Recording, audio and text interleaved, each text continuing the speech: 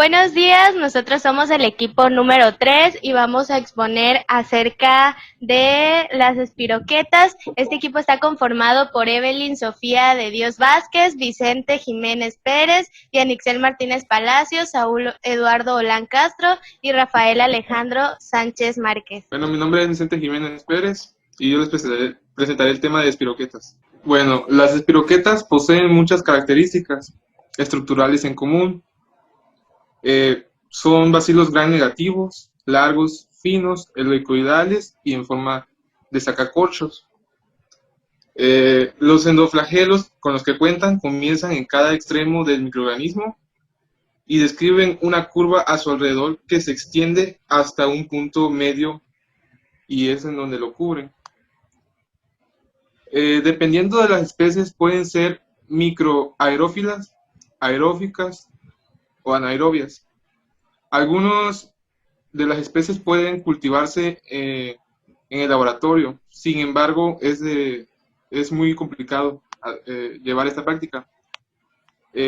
Existen diferentes géneros, pero de los cuales tienen mayor importancia para el ser humano sería el Treponema pallidum, Borrella burgdorferi, espiroquetas de fiebre relajante, Interoganos lectospira.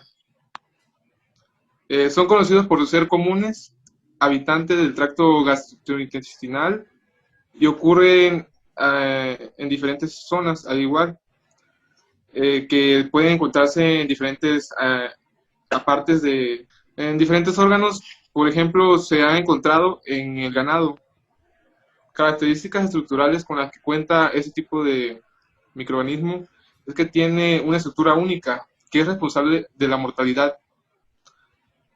Como está ilustrada en esta figura que vemos a continuación, podemos observar que cuenta con una capa lipídica, al igual que tiene, en el primer punto se observa las células bacterianas, en el segundo punto se observaría su citoplasma, en el tercer punto se observaría su flagelo y en el cuarto punto la fijación que tienen estos flagelos.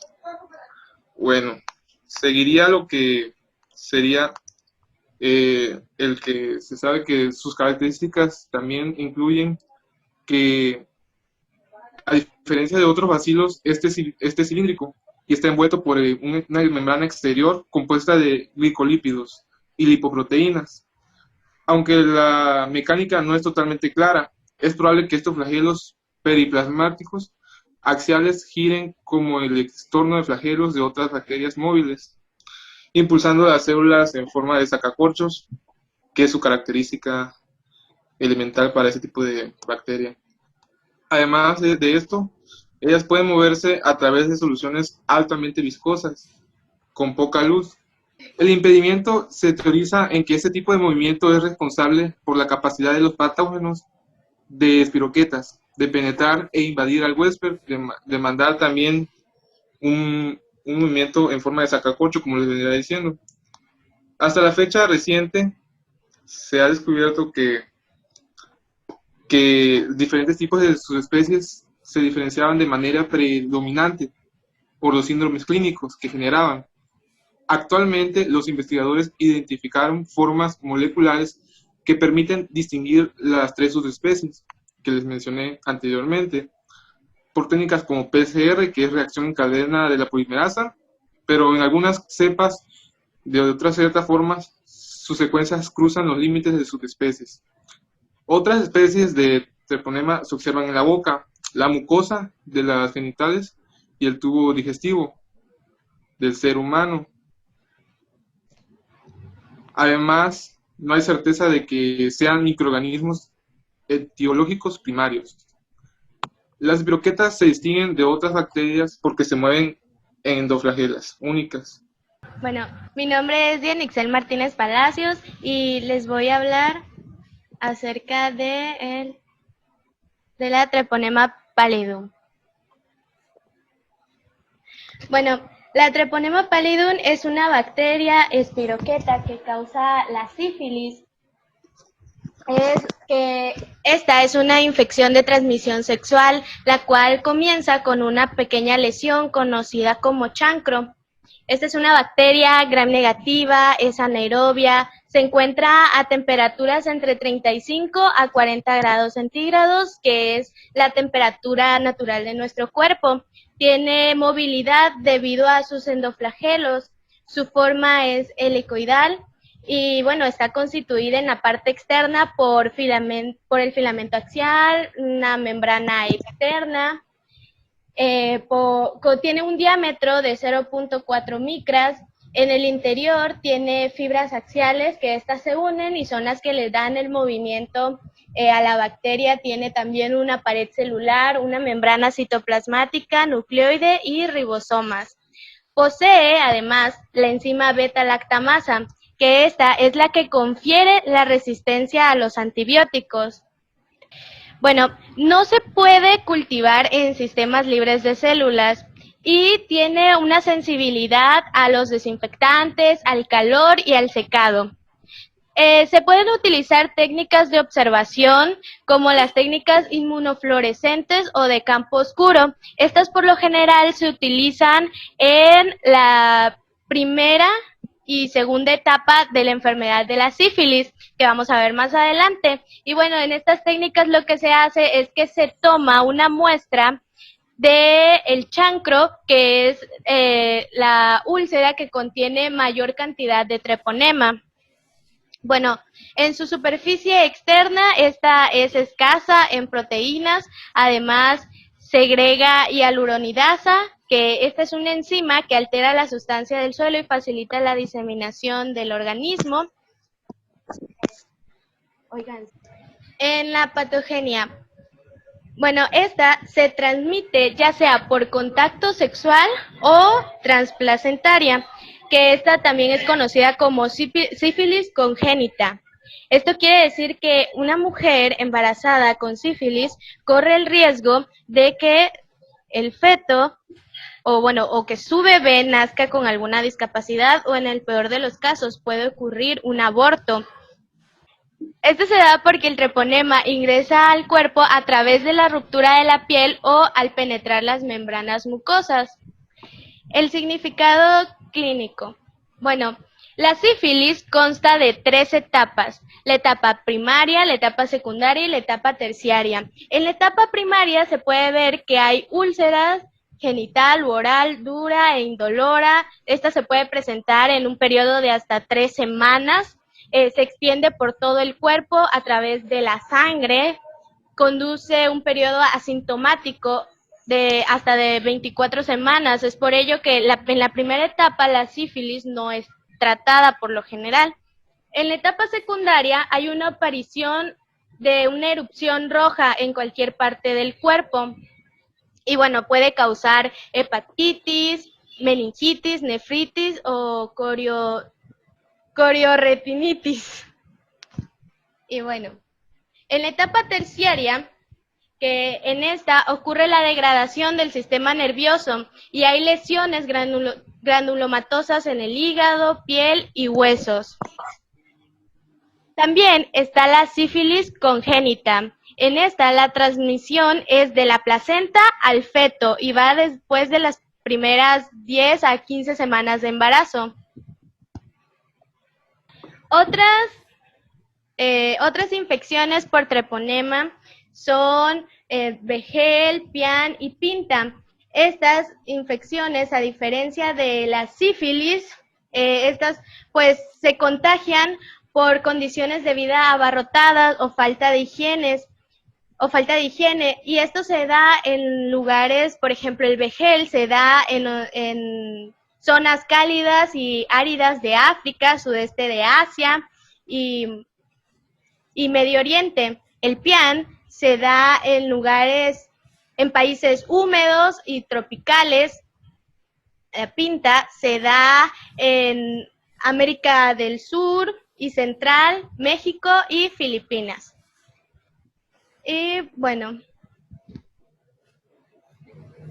la identificación de laboratorio, como ya habíamos mencionado antes, se puede hacer por iluminación de campo oscuro o por tinción inmunofluorescente. Sin embargo, la forma más fácil de diagnosticarlo es por medio del diagnóstico serológico, que es cuando se reconocen algunos anticuerpos, como que son los anticuerpos que tiene el treponema, los cuales son anticuerpos antitreponémicos, que son específicos de las proteínas de la superficie treponémica, y los anticuerpos no treponémicos. Estos se dirigen contra los componentes fosfolípidos normales de las membranas, como las cardiolipina.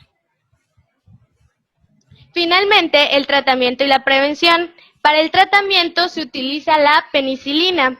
Sin embargo, hay personas que tienen alguna sensibilidad a la penicilina, entonces utilizan una terapia alternativa que puede ser la eritromicina o las tetraciclinas.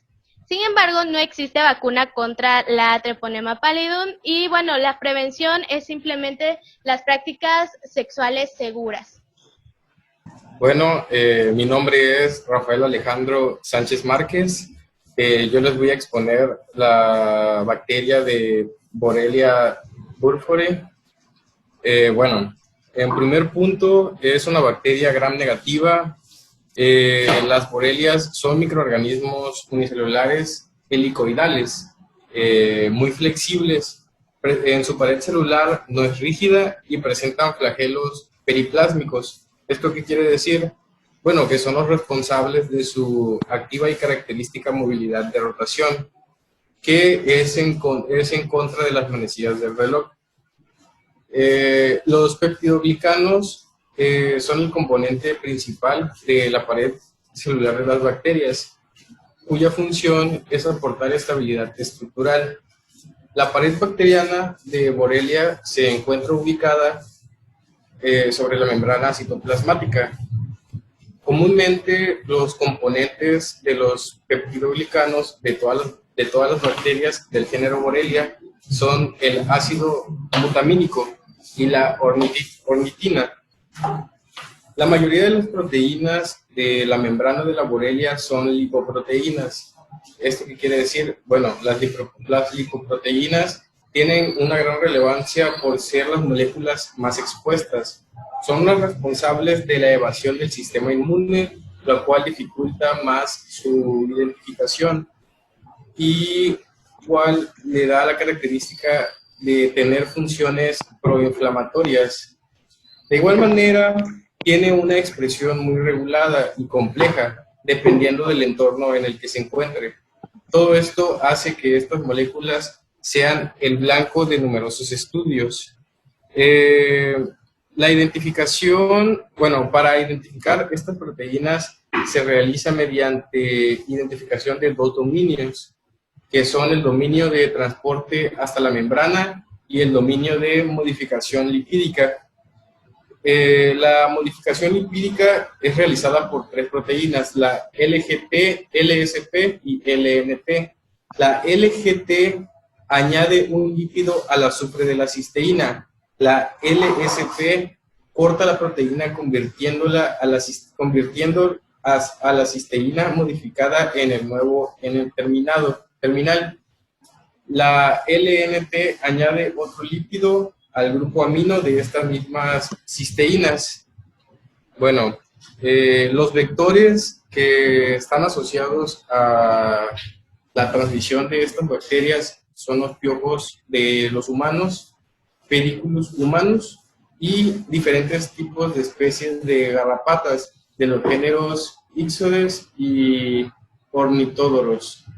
Estas especies de Borrelia que presentan mayor interés clínico son la Borrelia burgdorferi, que es el principal agente etiológico de la enfermedad de Lyme, y Borrelia recurrentis, que es la responsable de la fiebre recurrente transmitida en los piojos.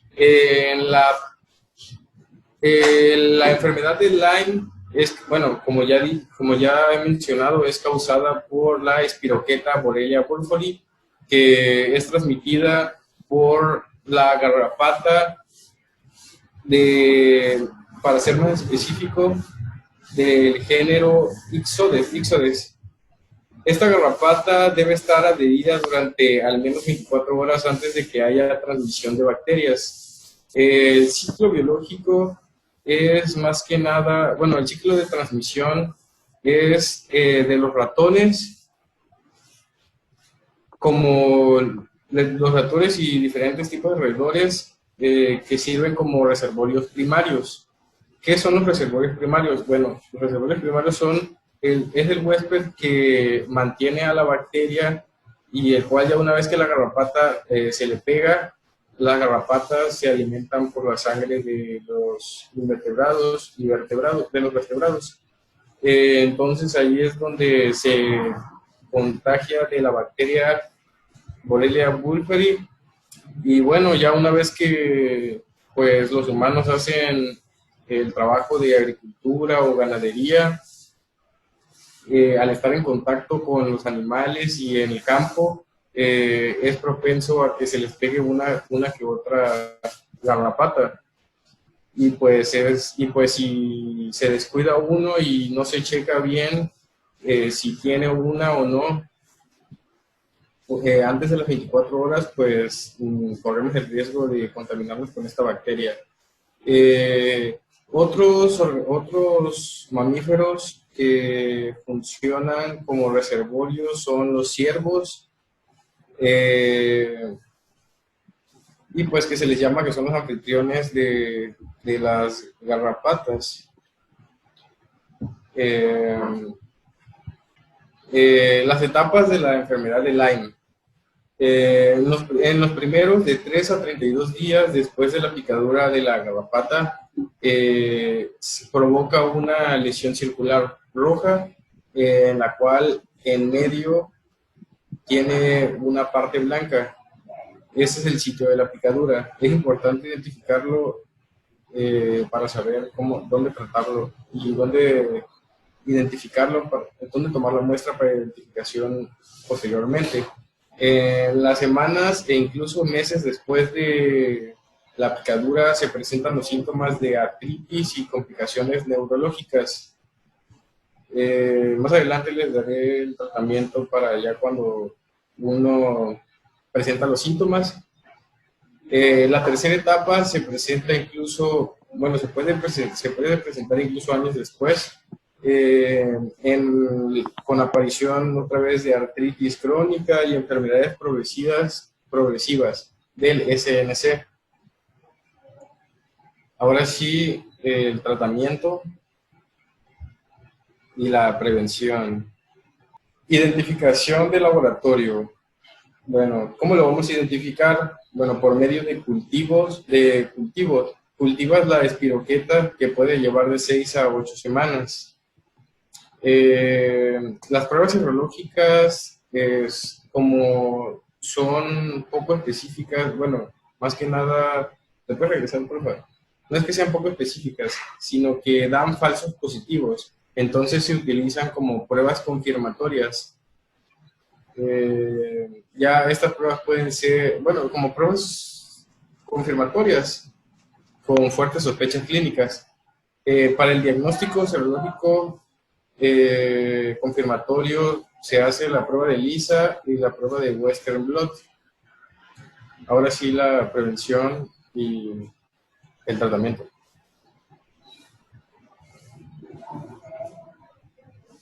En el tratamiento y la prevención es la doxicilina, y bueno, ya cuando uno empieza a sentir los síntomas artríticos, dolor de cabeza, fiebre, ya se utiliza más un antibiótico, como viene siendo la ceftriaxona. Para la prevención de estas picaduras de las garrapatas, ya que se encuentran en los animales del campo, se puede usar los repelentes anti-insectos y utilizar una ropa que nos cubra la mayor parte del cuerpo, como botas, pantalones, camisas manga larga, para que no sea tan fácil la lesión de esta garrapata. Y pues Igual otra medida de prevención es una vez que vienes del campo y pues se vaya a asear uno el cuerpo, checarse bien que no tenga ninguna garrapata, porque si la logras identificar antes del lapso de 24 horas, puedes salvarte de contaminarte de la bacteria Borrelia burgdorferi. Bueno, yo soy Saúl Eduardo Lancastro y yo les hablaré sobre la enfermedad, lo que es la enfermedad de fiebre recurrente. La fiebre recurrente es una enfermedad febril causada por las espiroquetas del género Borrelia. Entendemos de que puede ser transmitida por medio de la picadura de una garrapata de cuerpo blando o por medio de la picadura de un piojo.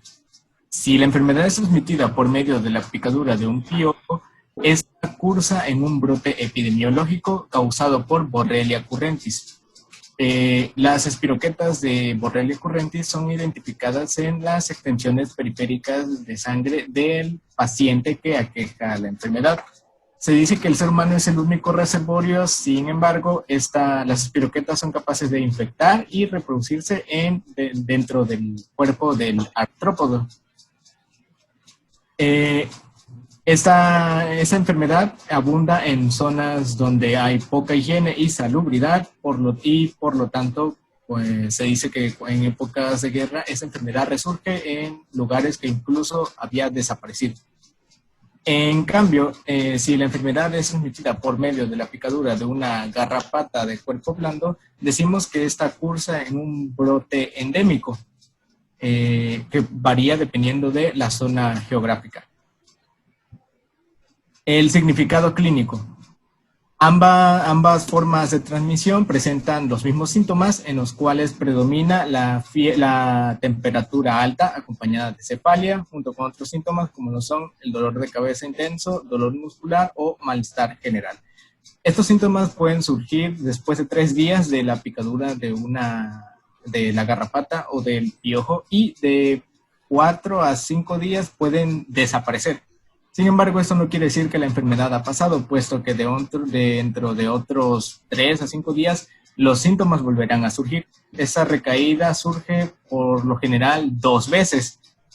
2 veces, y después de esto se tiene que continuar con lo que es el tratamiento. ¿Cómo se diagnostica y cómo se trata esa enfermedad? El diagnóstico es simple, se utiliza lo que es la tinción de Giemsa o Wright. Es un poco complicado e incluso puede dar falsos positivos, pero es la única manera por la cual podemos identificar, la que más se usa para identificar estas espiroquetas en el flujo sanguíneo del paciente afectado. En el caso del tratamiento podemos usar las tetraciclinas, eritromicinas y la penicilina. Sin embargo, se conoce que la tetraciclina es la más efectiva de estas tres, dándose casos en los que incluso a la primera dosis de tetraciclina la enfermedad puede ser erradicada. Buenas tardes, mi nombre es Evelyn y a continuación les presentaré acerca de la bacteria Leptospira interrogans.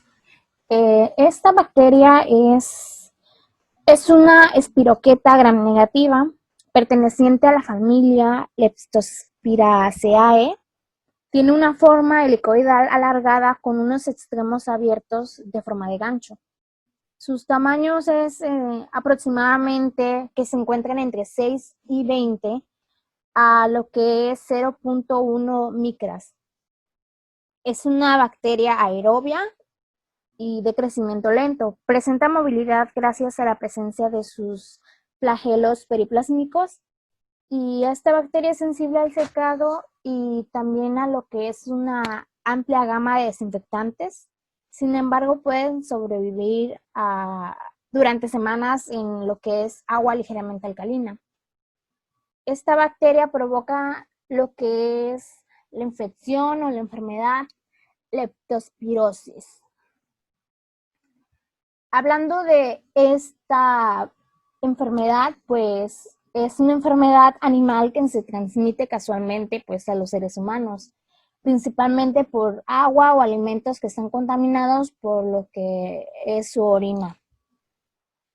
También se pueden transmitir por la entrada al cuerpo, puede ocurrir a través de pequeñas abrasiones, raspones o de manera conjuntiva.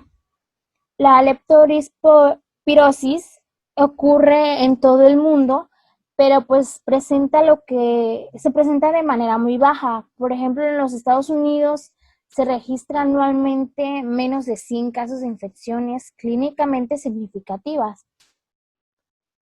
Algunos de los síntomas, pues, es lo que es la fiebre, dolor de cabeza, sangrado, dolor muscular, escalofríos, enrojecimiento y vómito.